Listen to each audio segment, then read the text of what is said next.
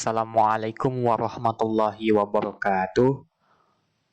Perkenalkan, nama saya Revi Ilham Gusniadi dengan NIM C1C019086 dari kelas R10 Akuntansi.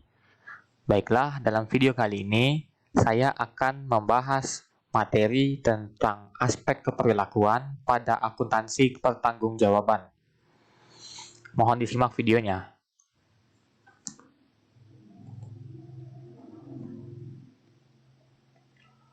Pembahasan pertama yaitu mencakup pengertian akuntansi pertanggungjawaban. Akuntansi pertanggungjawaban atau responsibility accounting merupakan istilah yang digunakan dalam menjelaskan akuntansi, perencanaan, serta pengukuran dan evaluasi kinerja organisasi sepanjang garis pertanggungjawabannya. Akuntansi pertanggungjawaban ini sendiri merupakan jawaban akuntansi manajemen terhadap pengetahuan umum bahwa masalah-masalah bisnis dapat dikendalikan seefektif mungkin dengan mengendalikan orang-orang yang bertanggung jawab menjalankan fungsinya tersebut. Pembahasan yang kedua yaitu akuntansi pertanggungjawaban versus akuntansi konvensional.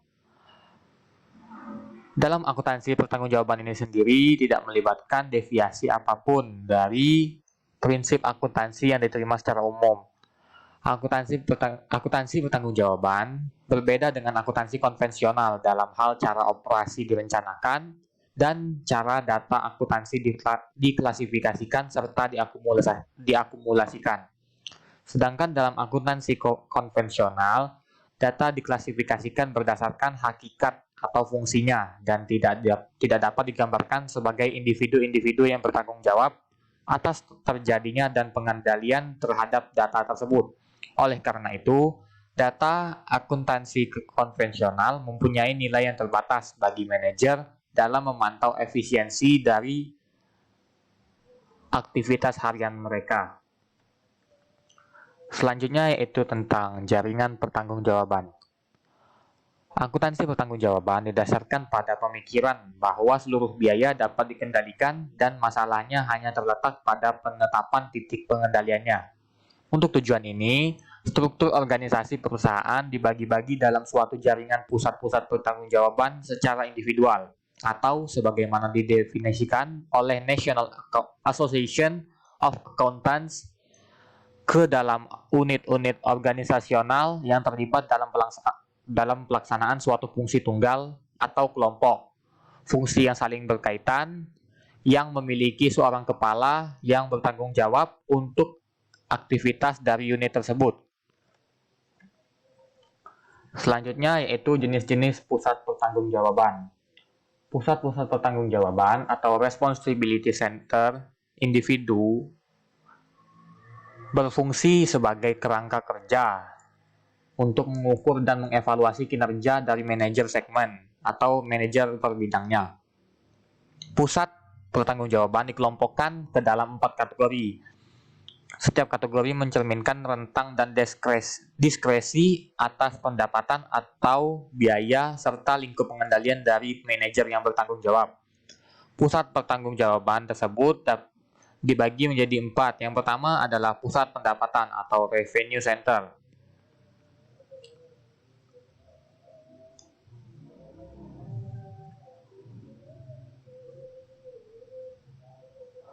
Contoh-contoh dari pusat pendapatan yaitu meliputi departemen pemasaran, pusat distribusi, bagian barang jualan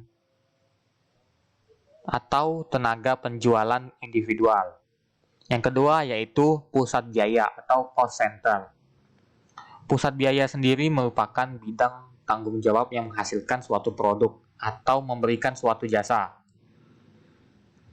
Manajer yang bertanggung jawab atas pusat biaya memiliki diskresi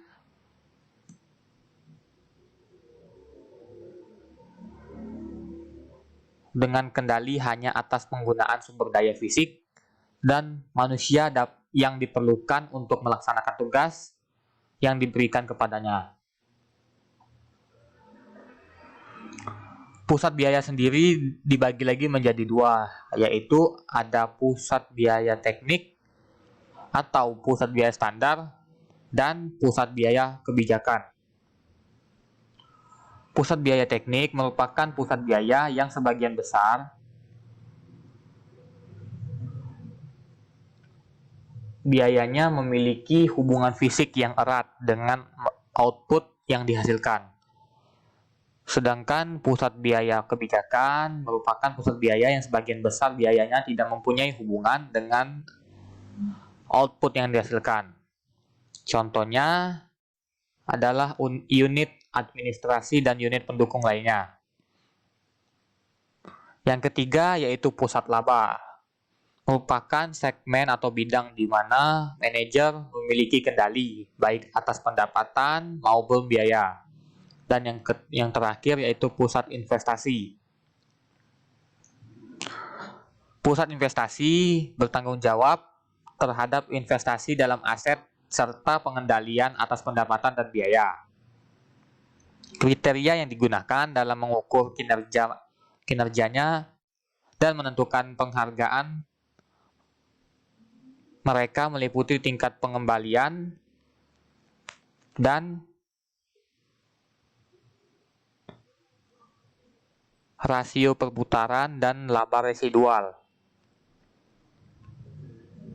Pembahasan selanjutnya yaitu korelasi dengan struktur organisasi. Untuk berfungsi secara memadai, pusat pertanggungjawaban seharusnya serupa dengan struktur organisasi.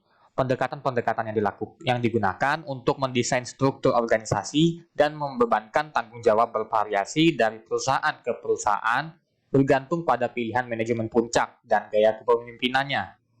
Berbagai pendekatan tersebut dapat diklasifikasikan sebagai berikut. Yang pertama, struktur vertikal. Dalam struktur vertikal, organisasi dibagi berdasarkan fungsi-fungsi utamanya. Yang kedua yaitu struktur horizontal.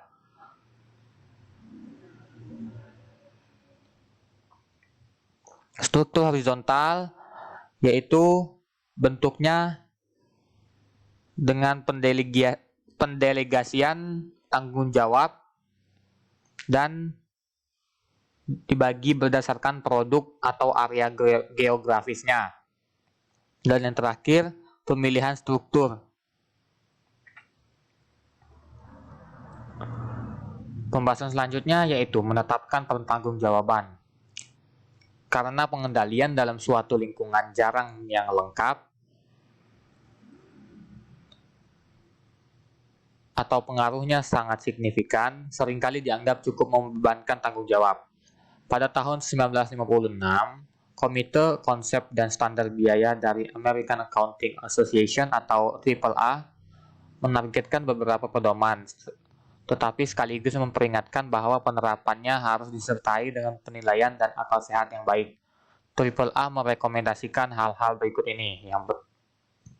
Yang pertama, orang dengan wewenang baik atas intuisi maupun penggunaan barang dan jasa sebaiknya dibebankan dengan biaya dari barang dan jasa tersebut. Rekomendasi yang kedua, orang yang secara signifikan dapat mempengaruhi jumlah biaya melalui tindakan-tindakannya dan tak dibebankan dengan biaya tersebut. Dan yang terakhir, orang yang tidak dapat mempengaruhi jumlah biaya secara signifikan melalui tindakan langsung dapat dibebankan dengan elemen-elemen di mana manajemen menginginkan orang tersebut memperhatikannya. Selanjutnya yaitu perencanaan, akumulasi data, dan pelaporan berdasarkan pusat pertanggungjawaban. Setiap elemen biaya atau pendapatan, baik yang berada dalam anggaran maupun akumulasi hasil aktual, seharusnya dipenuhi dengan jaringan pertanggungjawabannya, di mana tanggung jawab atas hal tersebut berada.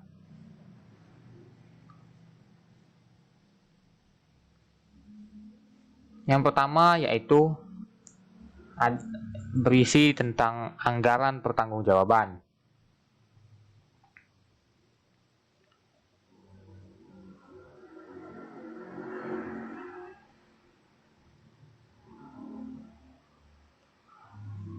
Anggaran pertanggungjawaban disusun dengan membebankan target biaya dan pendapatan pada setiap bidang jaringan. Hal ini merupakan basis untuk mengevaluasi kinerja orang yang bertanggung jawab atas setiap unit organisasinya. Yang kedua yaitu akumulasi data.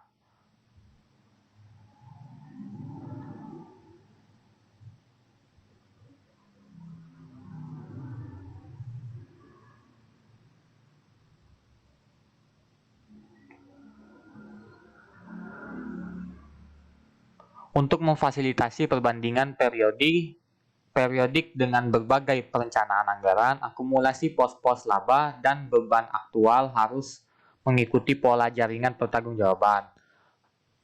Hal ini membutuhkan klasifikasi 3 dimensi terhadap biaya dan pendapatan selama proses akumulasi data.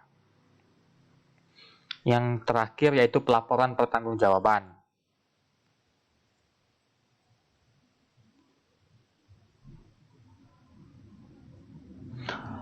Pelaporan pertanggungjawaban ini berupa dalam bentuk laporan pertanggungjawaban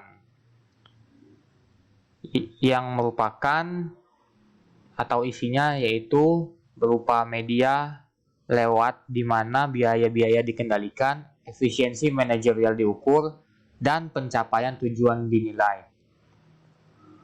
Pembahasan selanjutnya yaitu asumsi keperilakuan dari akuntansi pertanggungjawaban.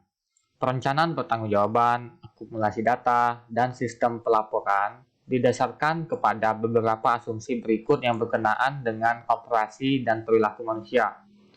Yang pertama ada manajemen berdasarkan pengecualian. Manajemen berdasarkan pengecualian mengasumsikan bahwa untuk mengelola dan mengendalikan aktivitas organisasi yang paling efektif, manajer sebaiknya mengkonsentrasikan atau memfokuskan perhatian kepada bidang-bidang di mana hasil aktual menyimpang secara substansial dari tujuan yang dianggarkan atau yang distandarkan. Yang kedua yaitu manajemen berdasarkan tujuan atau MBO.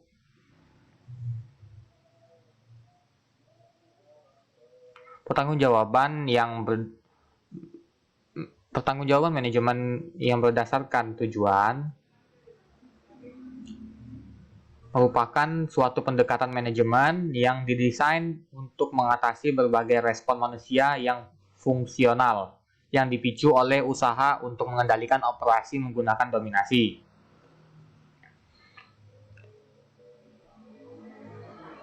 Selanjutnya, untuk memperoleh motivasi dan komunikasi yang optimal dari manajemen berdasarkan tujuan dan sistem akuntansi pertanggungjawaban, kondisi-kondisi lingkungan tertentu yang menguntungkan harus ada dan atau dipandang ada.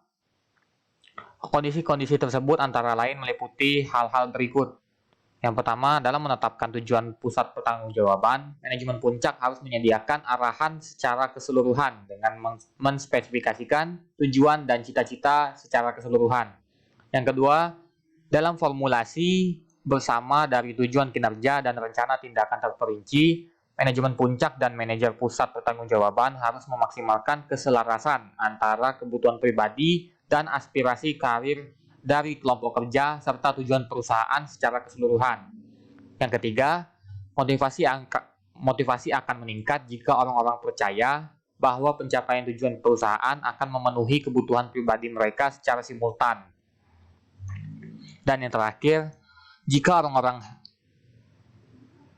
memandang tujuan organisasi sesuai dengan tujuan mereka, maka mereka akan menginternalisasi tujuan perusahaan dan keselarasan tujuan dicapai.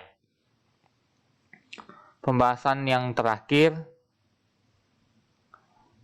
yaitu kesesuaian antara jaringan pertanggungjawaban dan struktur organisasi.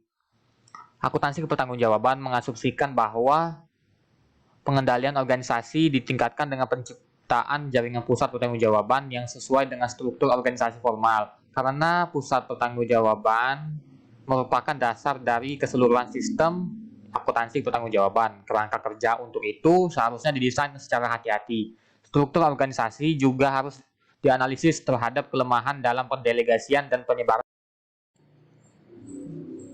Baiklah, pembahasan selanjutnya yaitu kapabilitas untuk mendorong kerjasama. Akuntansi kepertanggungjawaban meningkatkan kerjasama organisasional dengan menunjukkan kepada manajer bagaimana aktivitas mereka sesuai dengan gambaran keseluruhan dan bahwa setiap orang bekerja untuk tujuan bersama. Mereka akan memandang mereka dan diri mereka sendiri sebagai bagian penting dari perusahaan secara keseluruhan dan akan lebih rela berjuang untuk mencapai tujuan. Itulah pembahasan dari saya mengenai materi tentang aspek keperilakuan pada akuntansi pertanggungjawaban. Apabila terdapat salah-salah kata, mohon dimaafkan. Saya akhiri. Wassalamualaikum warahmatullahi wabarakatuh.